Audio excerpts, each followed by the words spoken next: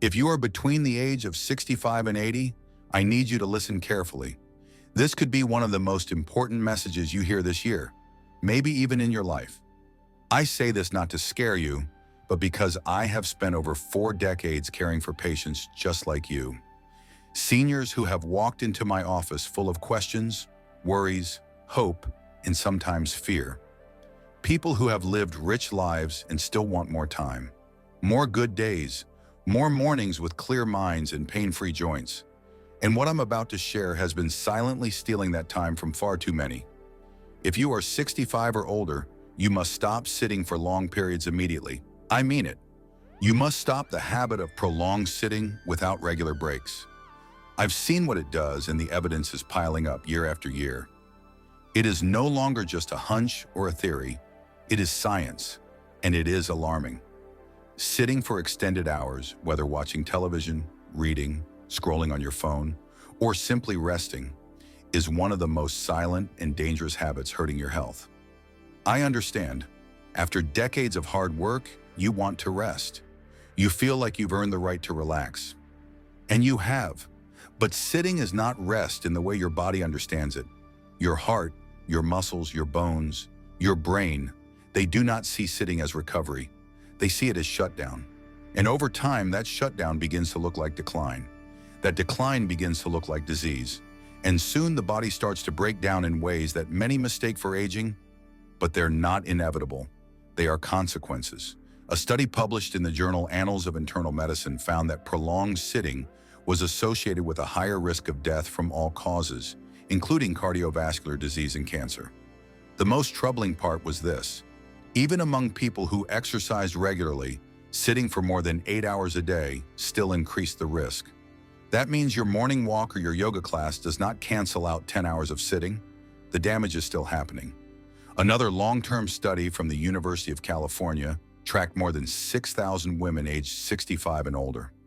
Researchers found that those who sat for more than 10 hours a day and had low physical activity had cells that looked biologically 8 years older than those who moved more. Think about that. 8 years. That is the difference between living with independence and needing help, between mental clarity and confusion, between vitality and fatigue. Now, I know many of you may say, but I'm retired now. I don't have anywhere to go. Or, my knees hurt, my back hurts. Movement is hard. And I hear you. I see you. But I want to tell you something that might surprise you. The very thing that hurts, those knees, that back, those hips, they are often hurting because of too much sitting, not too much movement. Your body was built to move. Even in your 70s or 80s, your joints respond to motion. Movement brings lubrication to the joints. It brings circulation to your muscles. It brings oxygen to your brain. And most importantly, it reminds your body that you are still alive, that you still have purpose. When you sit too long, especially in soft chairs or recliners, you compress your spine, your muscles weaken, your circulation slows down, blood pools in your legs, your metabolism slows, your insulin sensitivity drops. All of these things combined lead to a storm of health problems. Blood sugar spikes, blood pressure climbs, fat builds around the organs, bones lose density, muscles waste away, all from doing what feels like nothing at all. Let me tell you about a patient I once had. Her name was Ruth. She was 74 when she first came to see me. She had worked as a school librarian for over 30 years. She loved reading, crossword puzzles, tea by the window. She told me she barely left her chair except to eat or use the bathroom. Her legs were swelling. She was feeling breathless walking across the room. Her memory was slipping, and she looked tired. Not tired like she needed sleep. Tired like her body had given up trying. We talked. I listened. Then I told her exactly what I'm telling you now. I asked her to start standing up every 30 minutes. Not running, not jumping, just standing. Maybe walking to the kitchen, maybe stretching her arms above her head, just waking up her muscles again. Within 3 months, she had lost weight. Her swelling reduced. Her breathing improved. She told me her mind felt clearer. And the most beautiful thing, she started painting again. She said, I didn't know I still had it in me. She did. She just needed to move enough to find it again. You do not need a gym. You do not need fancy equipment. You need commitment. You need to understand that sitting is not the reward. Moving is. Your circulation depends on it. Your digestion depends on it. Your brain depends on it. In fact, a study from Boston University showed that older adults who engage in light activity throughout the day had better cognitive scores than those who sat more. That means your memory, your ability to think clearly, your sense of awareness, they are sharpened when you move. And let's talk about the heart. The American Heart Association has warned again and again that sedentary behavior is linked with an increased risk of heart disease. Your heart is a muscle. It needs activity. When you sit, your heart rate drops. Blood flow slows. That makes it easier for plaque to build up in your arteries. The very same plaque that causes heart attacks and strokes. It's not age that does this. It's inactivity. Do not wait for your body to scream. Listen when it whispers. If your legs feel stiff when you stand up, if your back aches after watching the evening news, if your energy dips in the afternoon, those are signs. Your body is begging for movement. I am not asking you to run a marathon. I am asking you to stand. Walk a few steps, swing your arms, tap your toes, and do it often. Every 30 minutes if you can. Set a timer. Link it with something you already do. A commercial break, a phone call, a glass of water. One study from Australia showed that breaking up sitting time every 30 minutes with even just 2 minutes of light activity improved blood sugar control in older adults. 2 minutes. That's less time than it takes to boil water for tea. But those 2 minutes, done regularly, could mean the difference between healthy aging and disease. I need to speak clearly here. If you are 65, 70, even 80, you're not too old to change. Neuroplasticity, the brain's ability to adapt, does not disappear with age. Muscle memory, joint recovery, circulation, they can all improve even in your later years. But not if you remain still. Stillness is not peace when it comes to the body, it is decline. The World Health Organization now classifies sedentary behavior as one of the leading risk factors for global mortality. And older adults are particularly vulnerable. Sitting more than 8 hours a day raises the risk of dying by up to 15%. That is not small. That is real. That is your life. And it matters. So if you have fallen into the habit of sitting for most of the day, let today be your turning point. Not next week, not tomorrow. Now the couch will always be there. The chair will always be waiting. But your time, your vitality, your sharpness, those are not guaranteed. They must be protected, preserved, fought for, and you are not alone. Millions of seniors have made this change. They have stood up, literally and figuratively, for their health. You can be one of them. You are not too weak. You are not too tired. You are not too late. You are exactly where you need to be to start. I am telling you this not just as a doctor, but as someone who cares deeply about the quality of your days. Not just the number of years you have left, but the life in those years. The smiles, the clarity, the independence, the freedom to walk outside and feel the wind, the ease of reaching for a cup without wincing, the joy of remembering the name of an old friend without hesitation.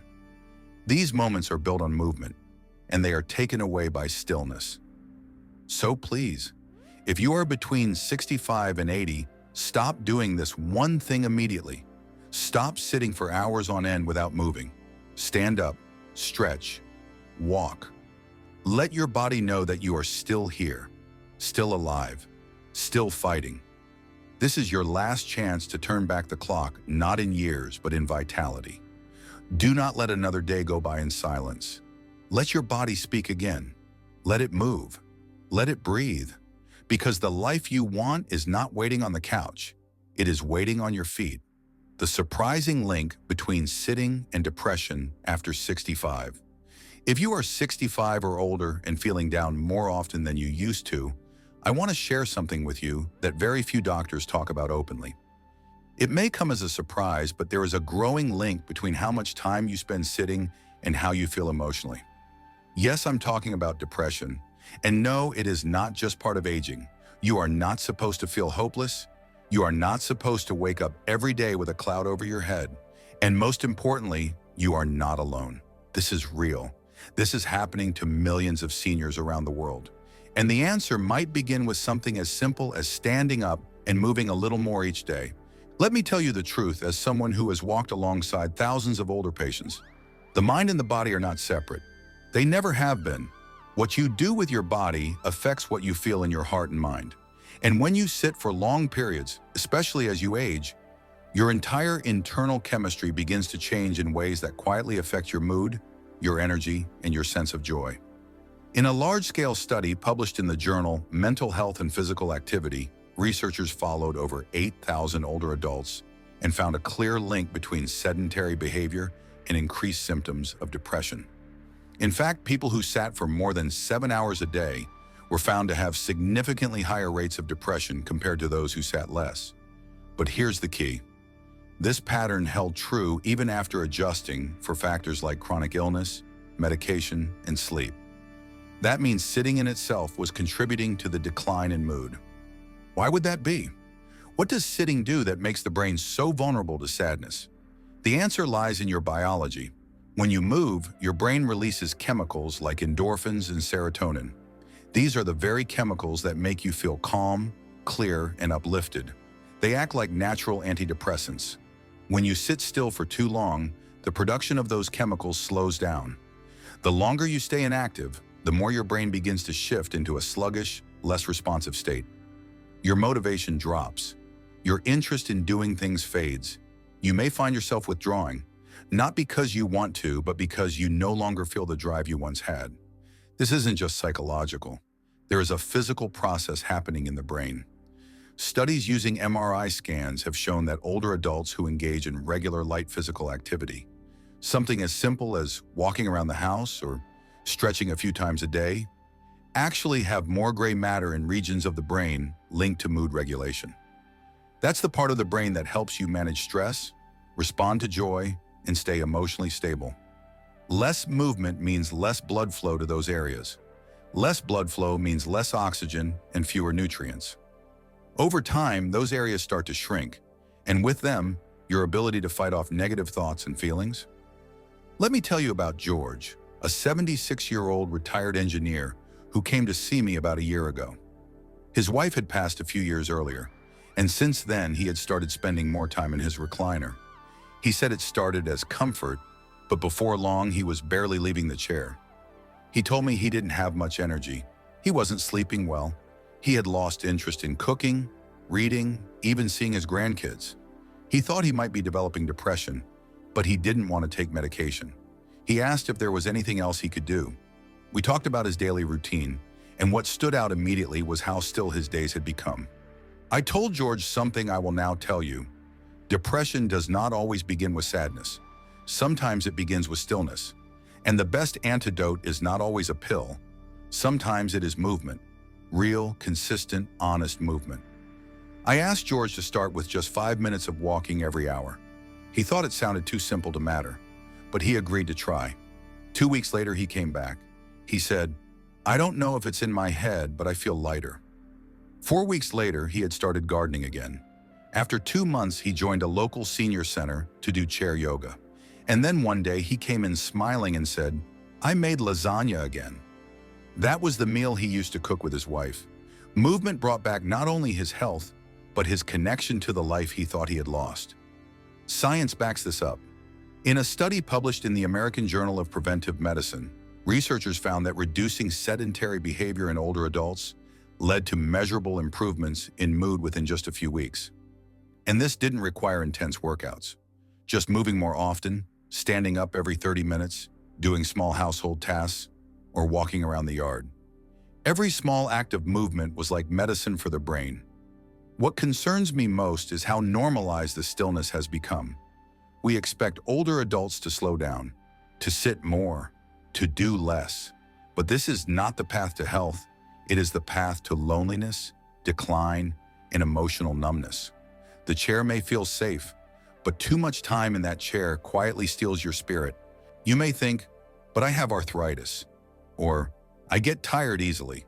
That's valid, but it's not a reason to stay still. It's a reason to move gently, slowly, mindfully. Your body's asking for circulation, for stimulation.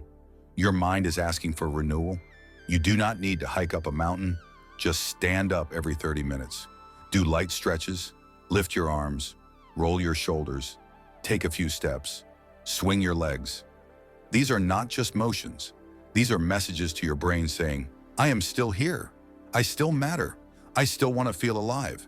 If you've been feeling low, uninspired, or emotionally flat, ask yourself honestly how much you've been moving. Look at your days. Are you spending hours without standing? Are your afternoons melting into evenings without any physical change? If so, this may be where your healing begins. Not in a prescription, not in a diagnosis, but in a decision to stand up, to move, to take back what still belongs to you. The surprising link between sitting and depression is no longer a mystery. It is well documented, well understood, and fortunately, it is reversible. You do not have to wait for the sadness to deepen. You do not have to accept low energy and low mood as the new normal. You have the power to shift this. And the first step is simply that, a step. One small step every half hour. One decision each day to choose movement over stillness. Life over decline, hope over helplessness. Because no matter your age, you still have the capacity to feel joy, to wake up with purpose, to smile for no reason at all. And sometimes it starts by simply standing up and moving again.